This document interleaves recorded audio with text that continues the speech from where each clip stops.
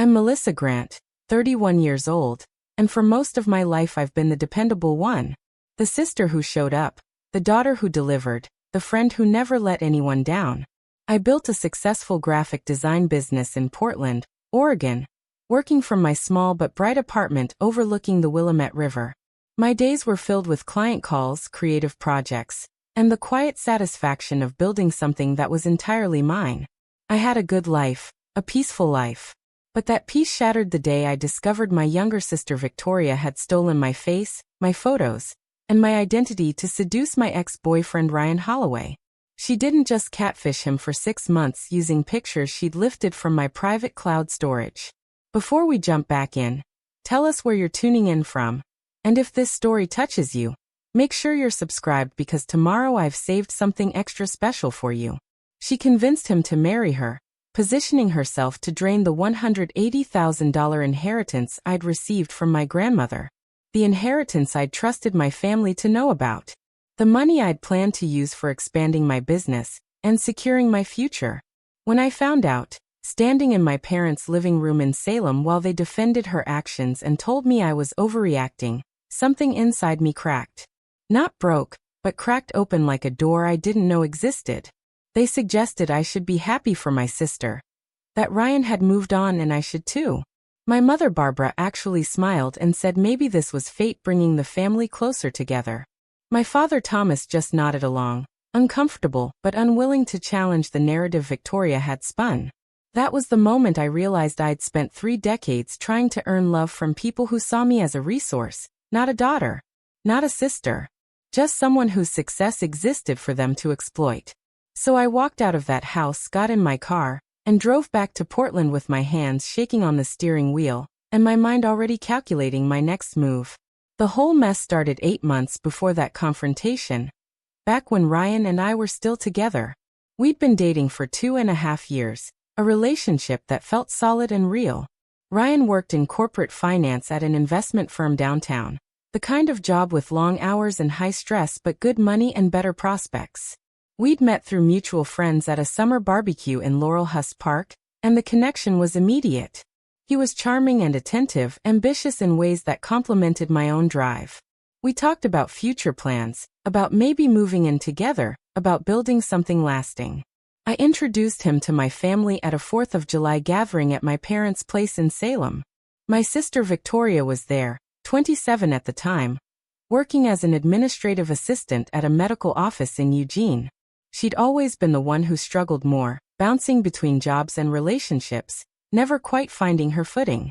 I felt protective of her back then, always trying to help her see her potential. That day she seemed quieter than usual, watching Ryan and me with an expression I couldn't quite read. I remember thinking she looked sad, maybe lonely. I made a mental note to check in with her more often, to be a better sister. I had no idea she was cataloging every detail of my relationship, studying the way Ryan looked at me, memorizing the stories I told about how we met, and what we loved about each other. The breakup happened in February, one of those rainy Portland nights where the city feels like it's dissolving into gray mist. Ryan and I had been arguing more frequently about future plans. He wanted to take a job opportunity in Seattle, a promotion that would mean relocating. I had my business in Portland, my clients, my entire professional network. We couldn't find a compromise that didn't require one of us to sacrifice everything we'd built. The conversation was painful but respectful. We agreed we wanted different things, that neither of us should have to give up our dreams. We hugged goodbye in my apartment doorway, both of us crying a little, promising we'd stay friends, even though we both knew that rarely actually happens. I spent the next few weeks throwing myself into work, taking on extra projects, redesigning my portfolio website, anything to avoid sitting still with the heartbreak. My best friend Lauren came over most evenings with takeout and terrible reality TV shows, letting me process the loss without judgment. She'd been my roommate in college at Portland State University and had stayed my closest confidant through everything. She knew how much the relationship had meant to me, how hard it was to let it go. What I didn't know was that Victoria had already started her scheme. 2 months after Ryan and I broke up, she created a fake Instagram account using photos of me. Not recent photos where someone might recognize my current haircut or glasses, but pictures from 2 and 3 years ago that she'd somehow accessed from my cloud storage. I'd made the mistake of sharing my password with my family during a vacation when my dad needed to access some photos I'd taken. Victoria had apparently kept that password, going through my private albums and selecting images carefully.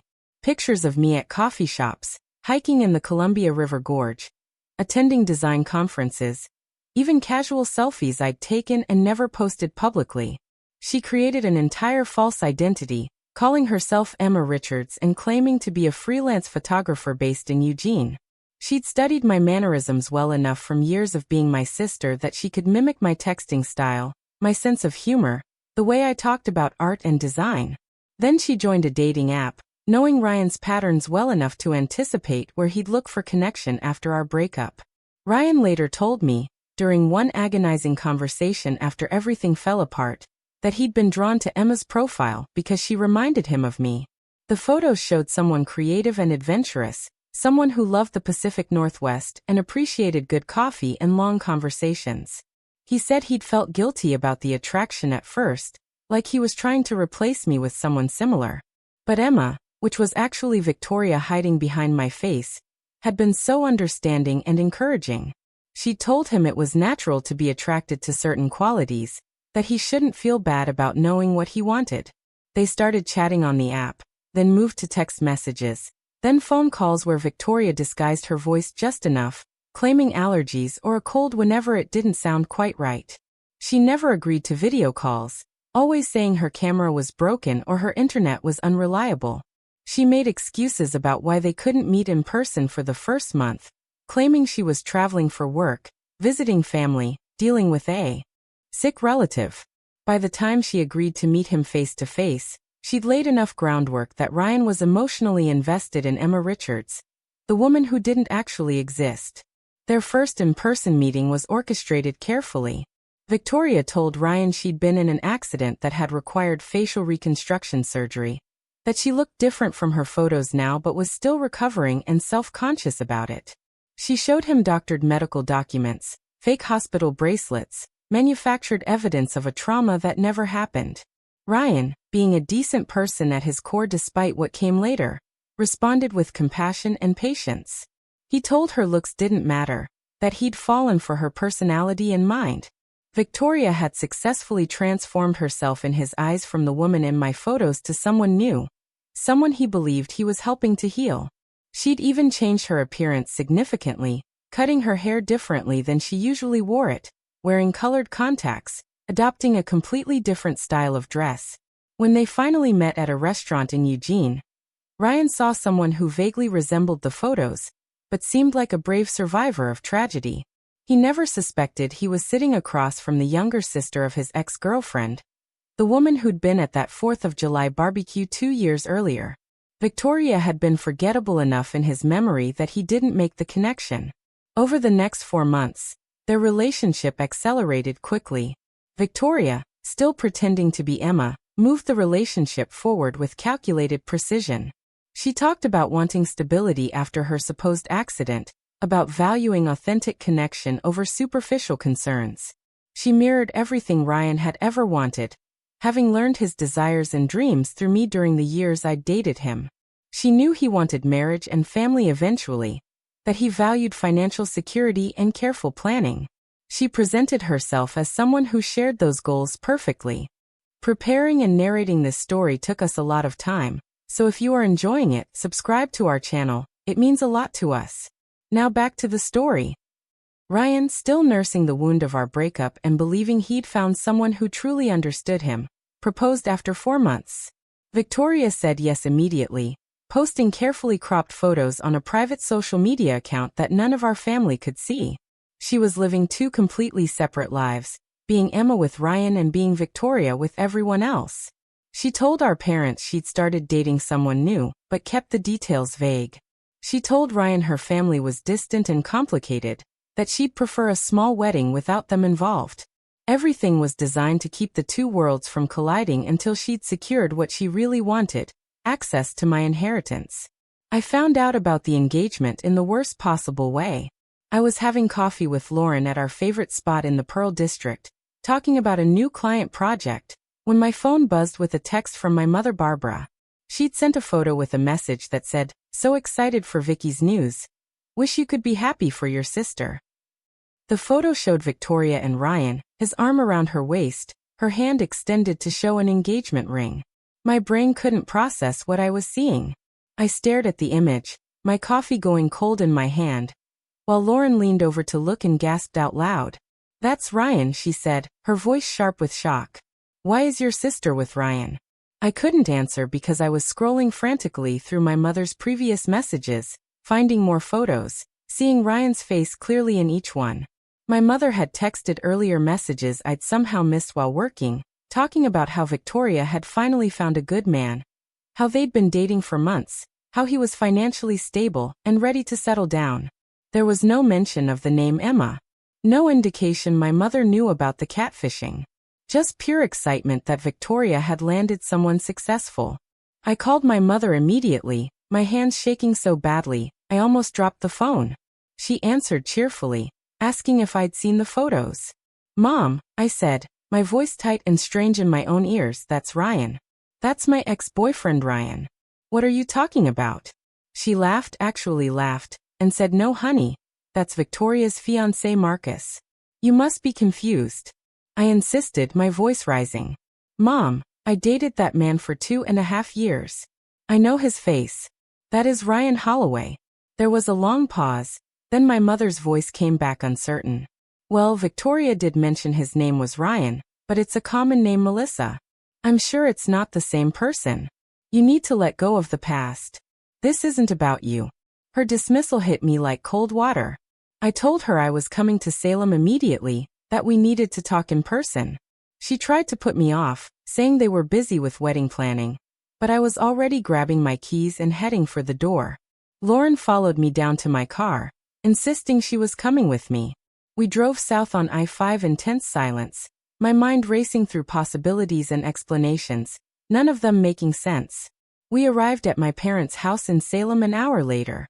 The modest ranch-style home where I'd grown up looked exactly the same, the lawn neatly trimmed, my mother's garden showing early spring blooms. Victoria's car was in the driveway. I walked in without knocking, something I never did, finding my whole family gathered in the living room. My father Thomas sat in his usual recliner. My mother perched on the couch. And Victoria stood by the window, her phone in her hand, looking startled when I burst through the door with Lauren right behind me. I held up my phone showing the photo my mother had sent. "This is Ryan," I said, my voice shaking. "This is my ex-boyfriend." "Victoria, what the hell is going on?" My sister's face did something complicated, a flicker of fear followed by defiance. She lifted her chin. "I don't know what you're talking about," she said. "His name is Ryan, but I met him on a dating app 6 months ago. He doesn't know you. You're being dramatic." I stared at her, my heart pounding. 6 months ago was 2 months after Ryan and I broke up. I pulled up Ryan's actual Instagram account on my phone, the one I'd unfollowed after our breakup but could still access. "Look," I said, shoving the phone toward my parents. "Same person. Ryan Holloway. Works at Cascade Investment Partners downtown Portland. This is him." My father frowned, taking my phone and studying it. He looked at Victoria. "Is this the same man?" Victoria's jaw tightened. "So what if it is?" she snapped. "You two broke up. He's single. I met him fair and square. You don't own him." The admission hung in the air.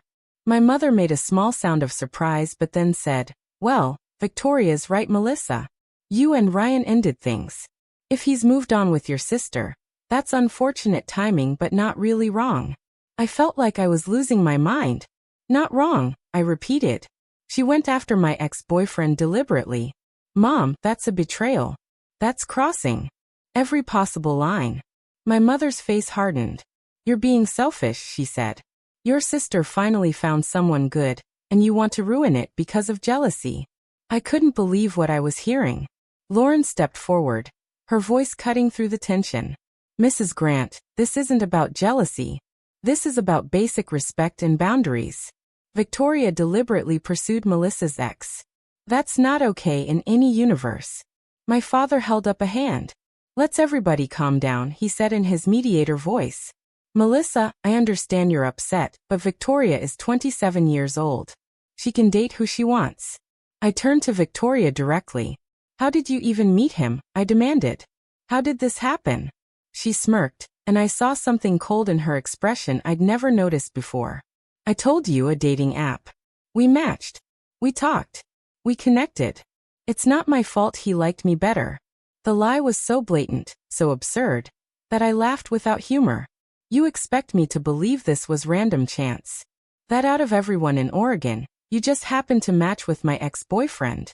Victoria shrugged. Believe what you want. We're engaged now. We're getting married in 3 months. You can either be supportive or stay away, but you're not stopping this. My mother nodded in agreement. She's right, Melissa. This is Victoria's happiness. Don't poison it with your bitterness. I looked at my father, hoping for some sanity, some acknowledgement of how twisted this was. He avoided my eyes. Maybe it's fate, he said weakly. Maybe they're meant to be together. The betrayal from my parents felt almost worse than Victoria's actions.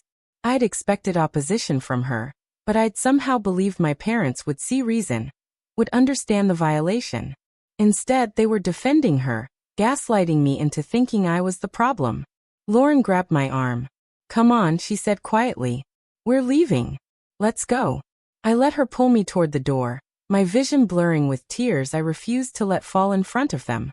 As we reached the doorway, Victoria called after me. Oh, and Melissa, Ryan says hi. He's really excited about our future together. We're thinking of buying a house with some investment money we're coming into soon. I froze, my hand on the doorknob. What investment money? I asked, turning back. Victoria's smile was poisonous. Just some family money, she said vaguely. Nothing you need to worry about. My mother looked confused. What money, honey? She asked Victoria. Victoria waved a hand dismissively. I'll explain later. It's complicated. But the way she said it, the smug certainty in her voice, made my blood run cold. I thought about the inheritance from my grandmother, the $180,000 sitting in my savings account. Money my whole family knew about because I'd mentioned it at Christmas dinner 2 months earlier, talking about my plans to expand my business, maybe buy a small office space instead of working from home. I'd been excited, grateful, planning carefully. And Victoria had been there, listening to every word. I drove back to Portland in silence while Lauren sat in the passenger seat, occasionally glancing at me with concern. My mind was spinning through everything Victoria had said, the casual mention of investment money, the timeline that didn't add up, the absolute impossibility of this being a random coincidence. When we got back to my apartment, I went straight to my laptop and started digging. I pulled up Ryan's social media accounts, the ones I'd avoided looking at for months after our breakup. His Instagram showed recent photos with a woman whose face was turned away from the camera or obscured by shadows and strategic angles. The captions talked about finding unexpected love, about second chances, about building a future with someone special. The posts started appearing about 4 months ago, right around when Victoria claimed they'd met. But something felt wrong about the whole presentation, too curated, too careful about never showing the woman's full face. I opened my cloud storage account, the one where I kept years of personal photos backed up. I started scrolling through folders, looking at images from the past few years. Then I noticed something that made my stomach drop. Several folders showed access dates from 4 months ago, times when I definitely hadn't been looking at those old pictures.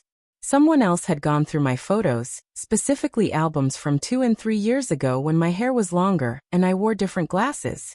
Pictures of me at Powell's Books, hiking at Silver Falls, attending a design conference in Seattle, casual shots I'd taken and forgotten about. I checked the account activity log, my hands trembling as I scrolled through the data. The access had come from an IP address in Eugene, Oregon. Victoria's City. She'd used the family password I'd stupidly shared during that vacation. The one I'd never thought to change because I trusted my family not to invade my privacy. Lauren looked over my shoulder as I pulled up more evidence. She's been in your photos, Lauren said slowly, her voice filled with dawning horror. Melissa, I think she catfished him. I think she used your pictures to create a fake profile. The pieces were falling into place with sickening clarity.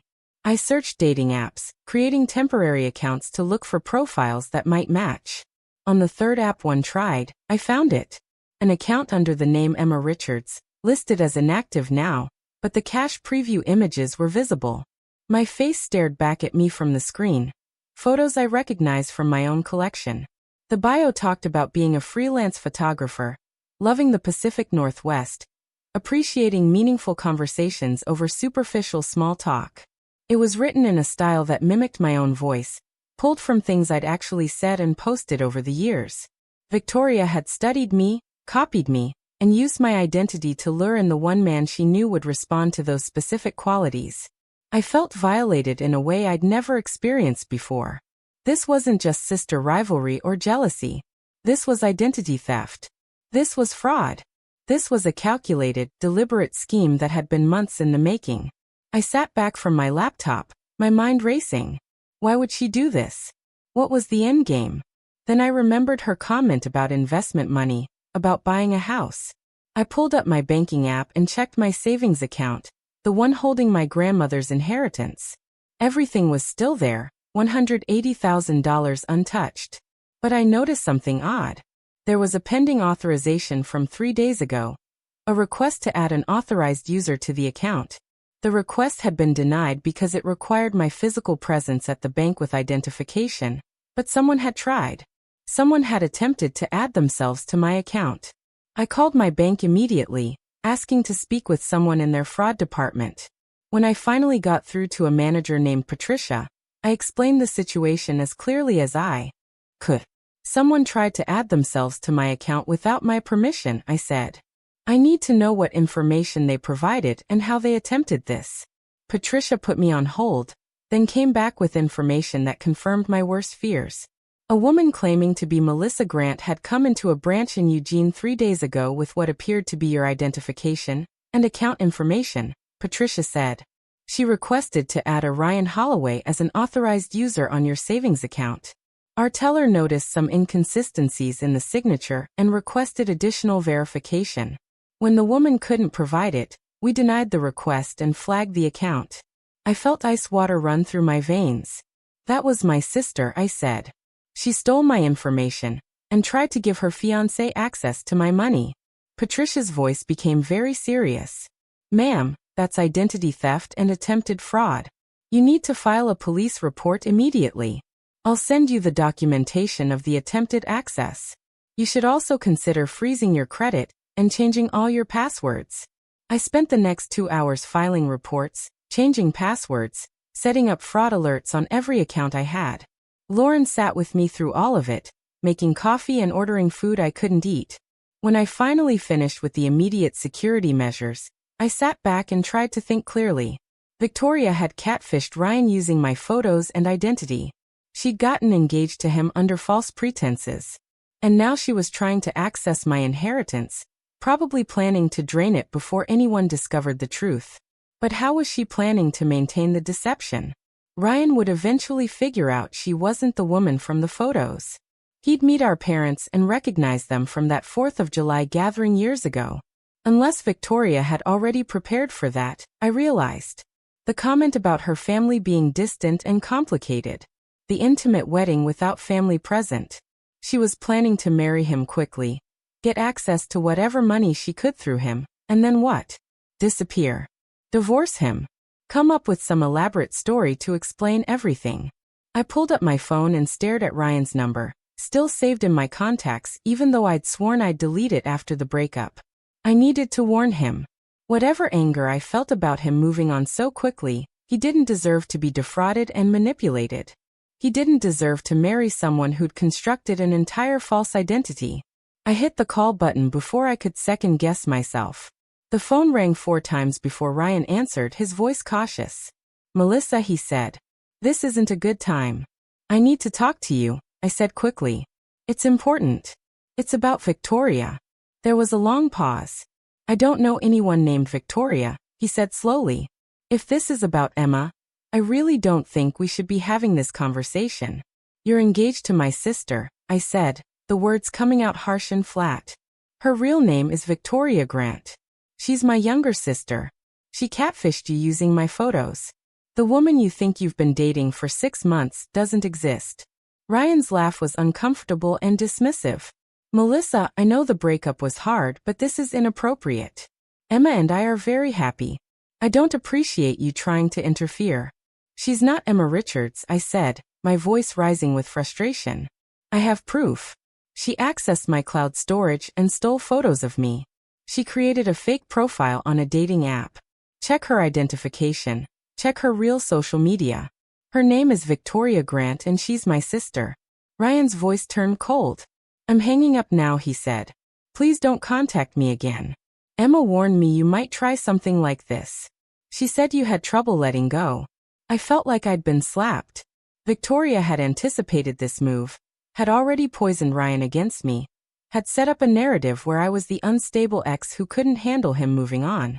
Whatever I said now would only confirm the story she'd fed him. Wait, I said desperately. Just look at one thing. Go to her driver's license. Look at her legal name. Check any official documentation. You'll see I'm telling the truth. There was another pause, longer this time. Then Ryan said quietly, Emma explained she had to change her name after the accident for privacy reasons. Something about stalking and harassment. She showed me the legal documents. My heart sank. Victoria had thought of everything. She'd created false legal documents, woven a story complex enough to explain away any inconsistencies. She'd made herself the victim of some imaginary trauma, so that Ryan would be protective rather than suspicious. I'm filing a police report for identity theft, I said, trying one last time. She tried to access my bank account using fake identification. This isn't jealousy, Ryan. This is fraud. You're being scammed. Ryan's voice was hard when he responded. If that's true, I'm sure the police will sort it out. But Emma isn't who you're describing. I know her. I love her. We're getting married in 10 weeks and nothing you say is going to change that. He hung up before I could respond. I sat there staring at my phone, feeling helpless and furious in equal measure. Lauren put a hand on my shoulder. He's not going to listen until he sees it himself, she said quietly. You did what you could. Now you need to protect yourself. She was right. I couldn't save Ryan from his own willful blindness. But I could make sure Victoria didn't get her hands on my money or my life. Over the next week, I became obsessed with gathering evidence. I contacted the dating app where Emma Richards had been active, explaining the situation and requesting information about the account. They were bound by privacy policies but confirmed they'd cooperate with law enforcement if I filed a formal complaint. I went through my entire digital footprint, documenting every photo Victoria had stolen, every piece of my identity she'd appropriated.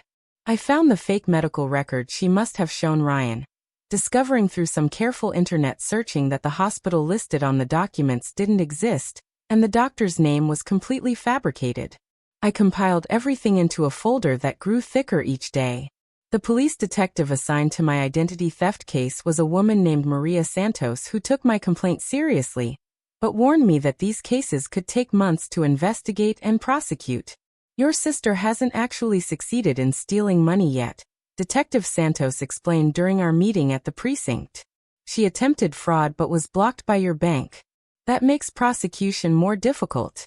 However, the identity theft and the catfishing scheme are serious matters. We'll investigate, but I need you to understand this might not move quickly. I asked what I should do in the meantime. Document everything, she said. Don't contact your sister directly.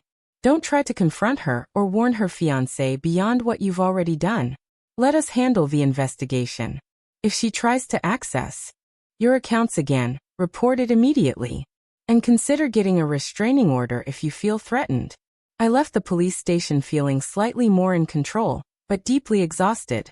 This wasn't how I'd imagined my 31st year going. I'd thought I'd be expanding my business, maybe traveling more, enjoying the fruits of years of hard work. Instead, I was dealing with my sister's sociopathic scheme to steal my identity and inheritance. When I got home, there was an email from my mother waiting for me. The subject line read, "Family meeting required." I opened it with dread. The message was brief and accusatory. Melissa, we need to discuss your behavior. Victoria is very upset about your phone call to Ryan and your wild accusations. She's threatening to cut off contact with the family if you continue this harassment. Your father and I think you need to apologize and let this go. She's getting married and deserves to be happy. This obsession with her relationship is unhealthy. Please come to dinner this Sunday so we can resolve this as a family. I read the email 3 times, feeling my blood pressure rise with each pass. My mother was framing me as the problem, as the one causing family disruption. There was no acknowledgement of Victoria's theft, no concern about the identity fraud, nothing but protection for the daughter who'd always needed more help, more support, more excuses made for her behavior. I typed out a response, deleted it, typed another one, deleted that too. Finally, I wrote something short and clear. Mom, I won't be coming to dinner. Victoria stole my identity, used my photos to catfish Ryan, and attempted to access my bank account through fraud. I've filed a police report, and I'm pursuing legal action. This isn't about jealousy or obsession. This is about criminal behavior. When you're ready to acknowledge what she's actually done, we can talk. Until then, I need space from all of you. I hit send before I could second-guess myself. My mother's response came within 10 minutes. You're making a terrible mistake. Victoria showed us the messages where you threatened her. You're going to regret destroying this family over your paranoia. Don't expect us to support you when this blows up in your face. I stared at the message, then forwarded it to Detective Santos with a note explaining that Victoria was now fabricating evidence against me. The gaslighting was comprehensive and well-planned. Victoria had anticipated every move, created counter-narratives for everything, positioned herself as the victim of her unhinged older sister. My parents, desperate to believe the daughter who'd always struggled was finally finding success and happiness, chose to accept her version of events rather than face the uncomfortable truth. Lauren came over that evening and found me sitting in the dark, staring at my laptop screen. Talk to me, she said, turning on a lamp and sitting beside me on the couch. I feel like I'm losing my mind, I admitted. Everyone is acting like I'm the villain here. My own parents think I'm lying. Ryan won't listen. Victoria has covered every angle. Lauren was quiet for a moment, then said something that cut through the fog of self-doubt. You know what you saw. You have evidence. The bank has records of her attempting fraud. The police believe you enough to investigate. Your family's denial doesn't change the facts. You're not crazy. You're being gaslit by people who benefit from you doubting yourself. Her words settled something in my chest. She was right. I had proof. I had documentation. I had timestamps and IP addresses and bank records. Victoria's scheme was elaborate, but it wasn't perfect. The cracks were there if people bothered to look. Over the next few weeks, I threw myself into my work as a form of therapy. I took on new clients, redesigned my website, reached out to contacts I'd been meaning to follow up with for months. My business had always been my refuge, the one place where my effort directly correlated with results, where I wasn't competing for approval or recognition. I was good at what I did, and my clients valued my work. That fundamental truth kept me grounded when everything else felt like quicksand. One of my longtime clients, a small marketing firm called Bright Solutions, reached out about a bigger project than usual. They wanted me to handle the complete rebrand for a nonprofit organization, a substantial contract worth $35,000. I threw myself into the work, meeting with stakeholders, developing concepts, presenting options. The project demanded my full attention and creative energy, which was exactly what I needed. During one of the client meetings, I met the nonprofit's executive director, a woman named Diane Harper who ran an organization supporting survivors of financial fraud and identity theft. She was in her mid-50s, sharp and warm, with the kind of direct communication style I immediately appreciated. After the formal meeting ended and the other attendees had left, Diane lingered. "Can I ask you something personal?" she said. "I noticed during the presentation that you seemed very knowledgeable about identity theft procedures. More than I'd expect from just research." I hesitated, then decided honesty was easier than deflection. "I'm dealing with a case right now," I admitted. "My sister stole my identity to catfish my ex-boyfriend. She's trying to access my inheritance. I've filed police reports, but the whole process is slow and my family thinks I'm making it up." Diane's expression shifted to something between sympathy and recognition. I started this nonprofit because I went through something similar, she said. Not the exact same circumstances, but family financial abuse that left me bankrupt and isolated. I know what it feels like when the people who should protect you are the ones enabling your abuser. I felt tears prick my eyes, the first time I'd let myself get emotional about the situation in weeks. How did you get through it? I asked. Diane sat back down, settling in like she had time for this conversation. First, I stopped trying to convince people who didn't want to see the truth, she said. I focused on the legal process and protecting myself. Second, I built a new support system with people who understood what I was experiencing. My old family and friends couldn't grasp it, so I found a community who could. Third, and this is the hardest part, I accepted that some relationships were irreparably damaged and let myself grieve that loss. You can't save people from their own willful blindness. You can only save yourself. Her words hit me with the force of truth I'd been avoiding. I'd been so focused on making my family see reason, on proving Victoria's guilt to Ryan, on fixing the situation, that I hadn't let myself acknowledge the deeper loss. My relationship with my parents was fundamentally broken. They'd chosen to believe Victoria's lies over my documented evidence. That wasn't something I could argue or reason away. It was a choice they were making, and continuing to fight it was only exhausting me. We talked for another hour, Diane sharing resources and strategies, offering to connect me with support groups and legal advocates who specialized in family financial crimes.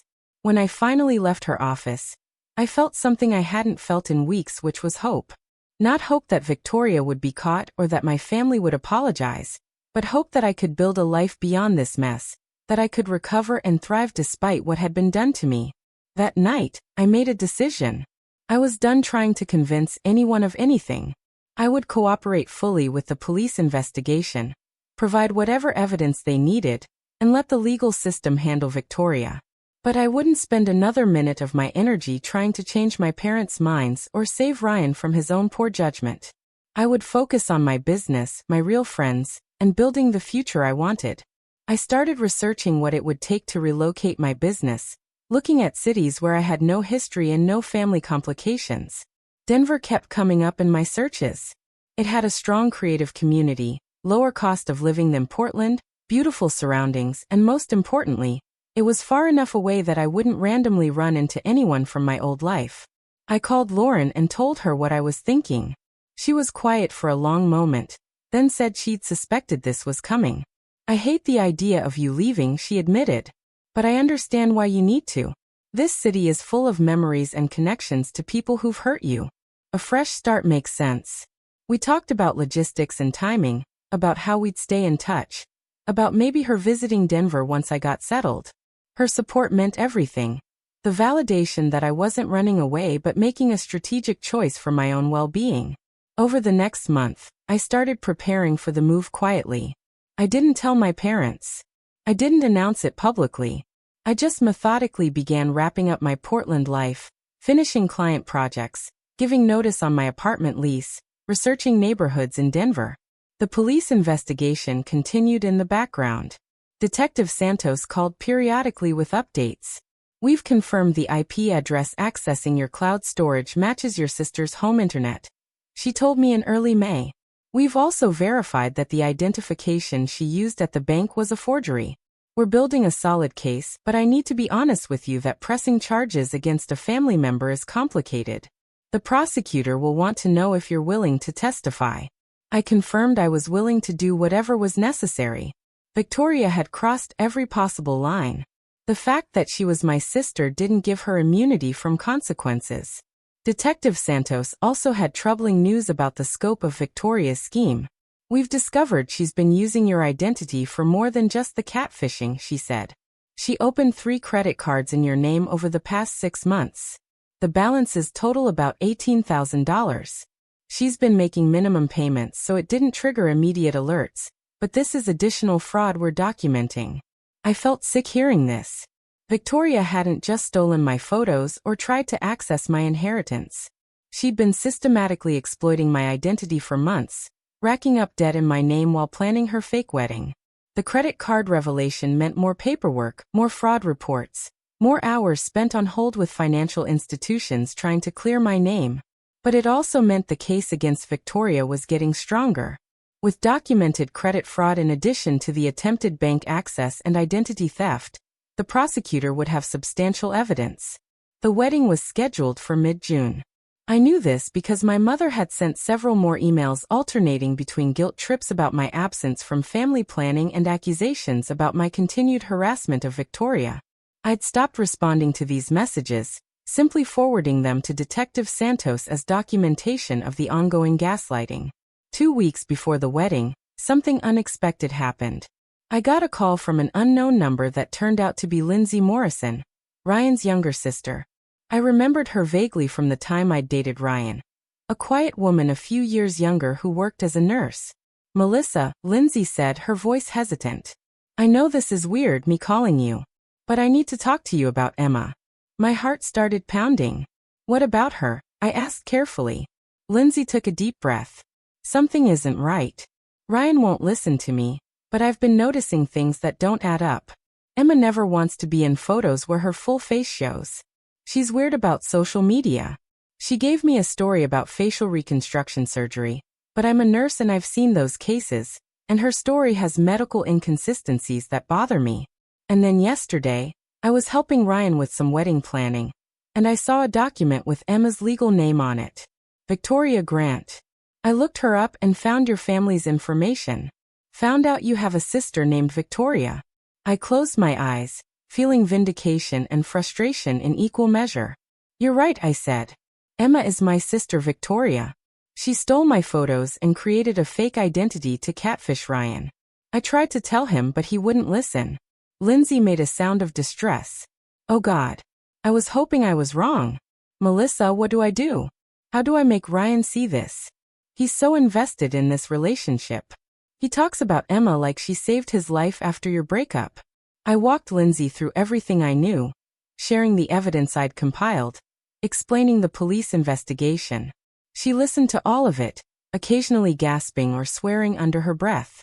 By the end of the conversation, she was furious on both our behalves. I'm going to talk to Ryan tonight, she said with determination. I'm going to make him look at the evidence. He needs to see this before the wedding. I wished her luck, but warned her that Ryan might not be receptive. Victoria had done a thorough job of poisoning him against any negative information about their relationship. Lindsay called me back the next day, her voice thick with tears. He won't listen, she said. I showed him everything and he got angry with me. Said I was jealous or influenced by you. He actually asked me to leave his apartment. We've never fought like this. Melissa, I don't know what else to do. I felt terrible for her, but also relieved that someone else in Ryan's life could finally see what I'd been seeing. Even if Ryan refused to believe it, having Lindsay as an ally meant I wasn't completely alone in trying to prevent this disaster. Keep trying, I encouraged her. Maybe talk to your parents, get them involved. Ryan might listen to your dad even if he won't listen to you or me. Lindsay promised she would, but her voice held little hope. She also shared something else that chilled me. Emma, Victoria, whoever she is, has been asking Ryan about his finances a lot lately. Talking about combining assets after the wedding, setting up joint accounts. She wants access to his investment portfolio.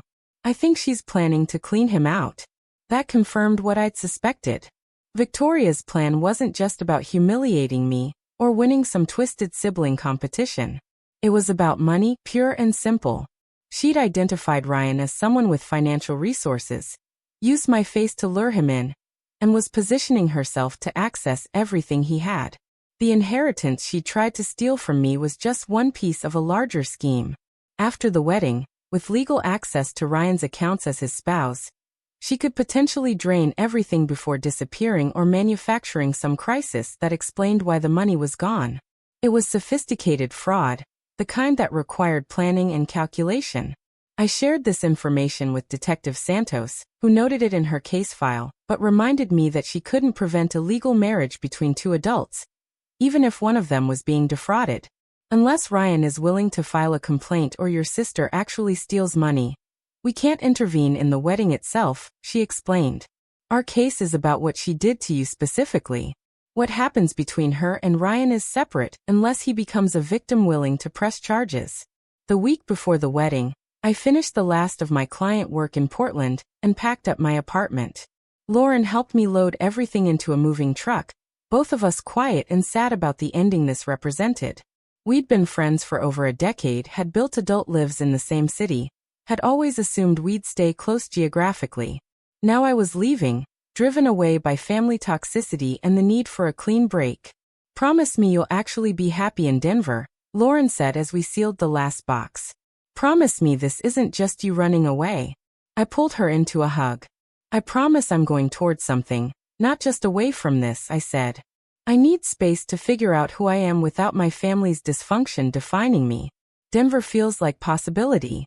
Lauren cried a little, and so did I, but it was the right kind of tears, the kind that acknowledged loss while also accepting necessity. I drove out of Portland early on a Tuesday morning, watching the city disappear in my rearview mirror as I headed east on I-84. The Columbia River gorge stretched out beside the highway, beautiful and indifferent to human drama. I'd lived in the Pacific Northwest my entire life, had built my identity around being a Portland creative, had assumed I'd grow old in this region. Now I was leaving it all behind because staying meant continuing to interact with people who'd chosen lies over truth, who'd chosen the easier narrative over the harder reality. My phone buzzed with messages as I drove, most of which I ignored. But one caught my attention.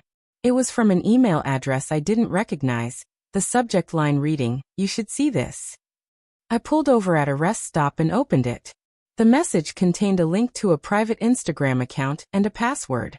The note said, "From a friend who believes you. Check the photos."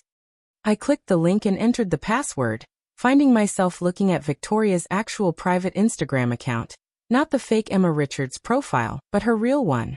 The account she'd kept hidden from Ryan, and shown only to her close friends. I scrolled through the posts, my hands shaking. There were photos of Victoria with friends in Eugene, posts about her real life, complaints about work, and then, buried among the casual updates, several posts that made my blood run cold. One from 4 months ago showed a screenshot of my cloud storage, with the caption, "Starting a fun project, wish me luck." Another from 3 months ago was a selfie with the caption, "Sometimes you have to take what you deserve." And most damning, a post from 6 weeks ago that showed Victoria taking a photo of herself in front of a mirror, clearly trying to match the angle and lighting from one of my stolen pictures. The caption read, "Almost ready for the final act." I screenshotted everything, my heart pounding. This was proof of premeditation. Evidence that Victoria knew exactly what she was doing, and had documented her own fraud like some kind of trophy collection. I immediately sent everything to Detective Santos with a message explaining where I'd gotten the access. Within an hour she called me back. "This is incredibly valuable evidence," she said, her voice energized. "These posts demonstrate clear intent and knowledge of wrongdoing. Combined with everything else we have, this strengthens our case significantly. I'm going to consult with the prosecutor about potentially moving forward with charges before the wedding. If we can prove she's planning to defraud Ryan as well, we might be able to intervene." I asked who had sent me the account access. "The email was anonymous," I said. "Any idea who might have done that?" Detective Santos was quiet for a moment. "My guess would be someone in your sister's friend group who has a conscience," she said.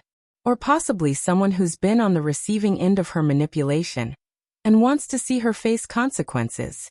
Either way, it's a gift. Use it." I sat in my car at that rest stop for a long time, looking at the evidence on my phone, feeling a complex mix of emotions.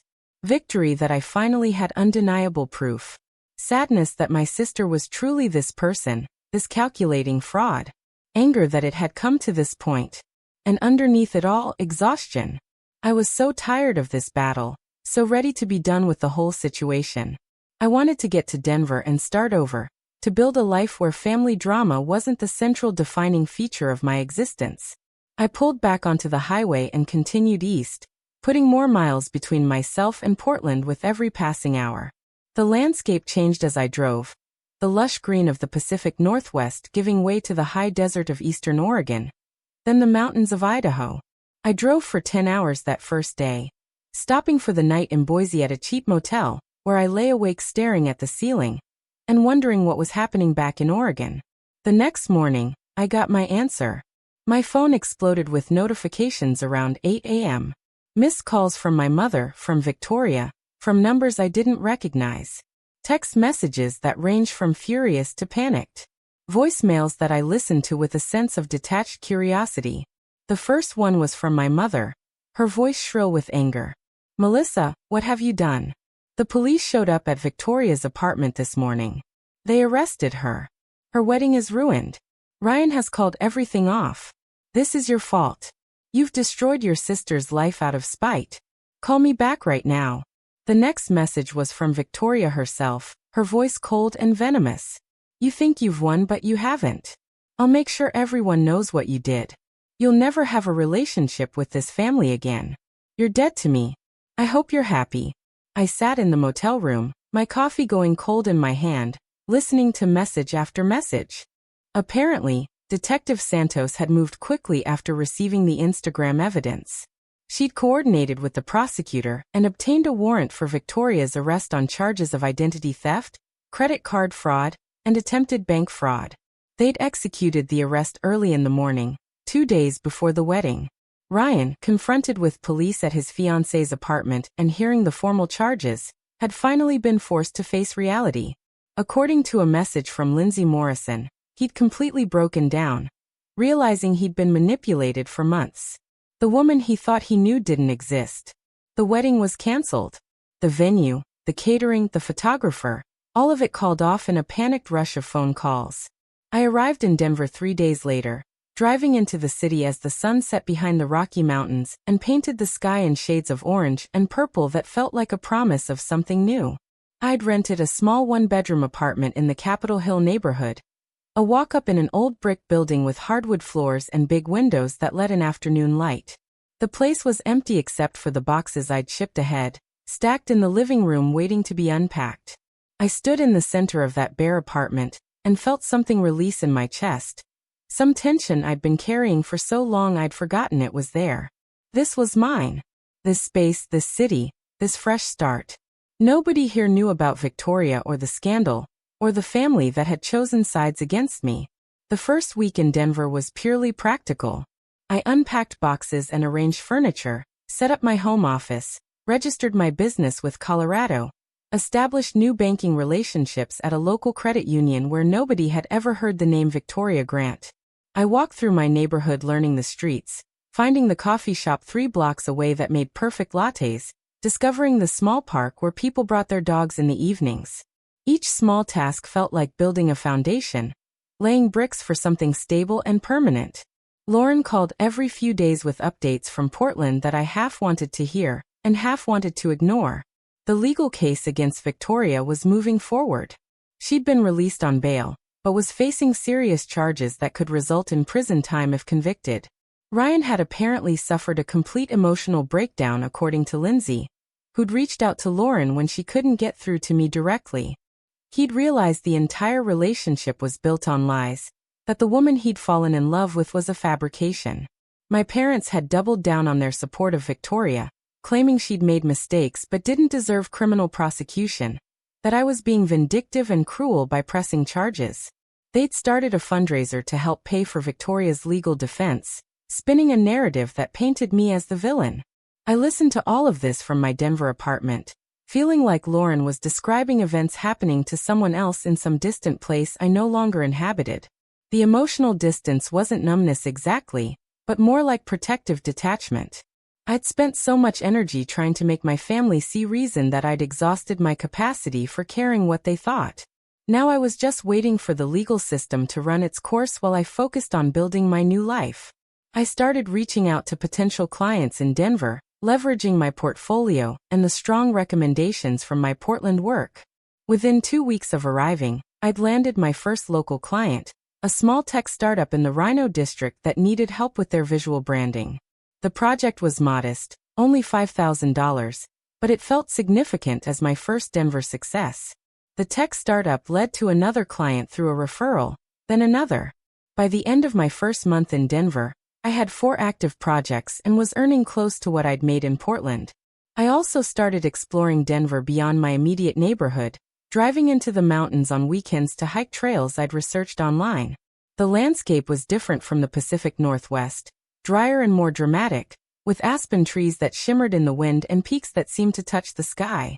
The physical exertion and the beauty of the environment worked something loose in me that had been knotted tight for months. I'd stop at overlooks and sit on rocks, looking out at valleys and mountains, feeling small in a way that was liberating rather than diminishing. One Saturday afternoon in late July, I was having coffee at a place in the Low-High neighborhood, when someone sat down at the table next to mine and struck up a conversation. His name was Chris Donovan, a software developer who'd moved to Denver from Chicago 2 years earlier. We talked for over an hour, the conversation flowing naturally from work to hobbies to favorite Denver discoveries. When he asked if I'd like to get dinner sometime, I surprised myself by saying yes without hesitation. Our first dinner turned into a second, then a third. He was refreshingly normal, with no hidden agendas or complicated family dynamics. By August, I felt settled in Denver in a way I hadn't anticipated happening so quickly.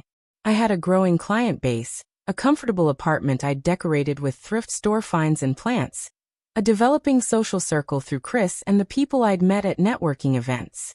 I joined a hiking meetup group and started taking a watercolor painting class at a community center, rediscovering a hobby I'd abandoned years ago. My life was fuller and richer than it had been in Portland, not despite leaving everything behind, but because of it. The trial date for Victoria's case was set for October.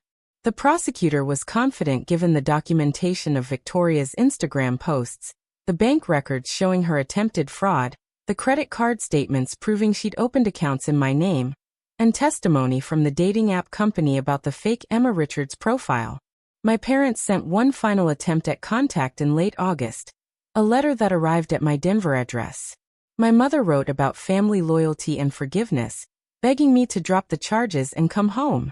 The letter never once acknowledged what Victoria had actually done, never admitted that identity theft and fraud were serious crimes rather than simple mistakes.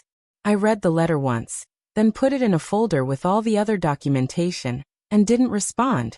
October arrived with aspen trees turning gold in the mountains. I flew back to Portland the week before the trial, staying with Lauren rather than anywhere near my family. The city felt strange and familiar at the same time, like visiting a place I'd lived in a past life. The trial lasted 3 days. I testified on the second day, walking through the timeline of discovering Victoria's fraud. The documentary proof was overwhelming. The jury deliberated for less than 4 hours before returning guilty verdicts on all charges. As the verdict was read, I watched Victoria's face crumble, saw my mother reach for her hand, saw my father sit stone-faced and silent.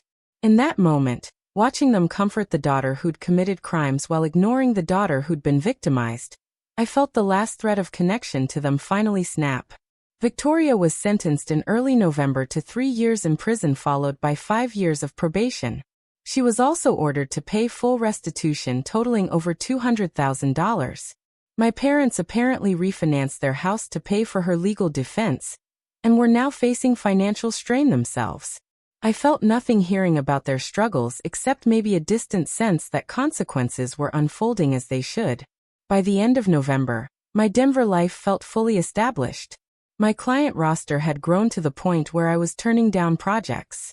Chris and I had started talking about future plans, discussing whether we might want to move in together eventually.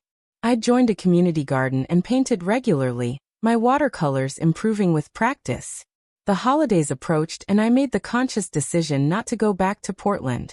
Lauren was flying to Denver instead, and Chris invited me to join his family's celebration in Colorado Springs. His parents welcomed me genuinely, and I saw what healthy family relationships could look like. On New Year's Eve, Chris and I went to a party with views of the city and mountains. As midnight approached, he pulled me aside onto a quieter balcony and said something that made everything fall into perspective. "You rebuilt your entire life rather than staying in a situation that was destroying you," he said. "That takes incredible strength. A lot of people would have stayed, kept trying to fix things. You had the courage to walk away and start over." The fireworks started as midnight struck.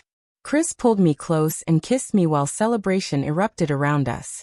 I felt profoundly grateful for this moment. This life I'd built from the ruins of what Victoria had tried to destroy. As the new year began, I thought about my grandmother who'd left me that inheritance. She'd been a strong woman who'd taught me through her example that self-respect sometimes meant walking away from people who couldn't value you properly.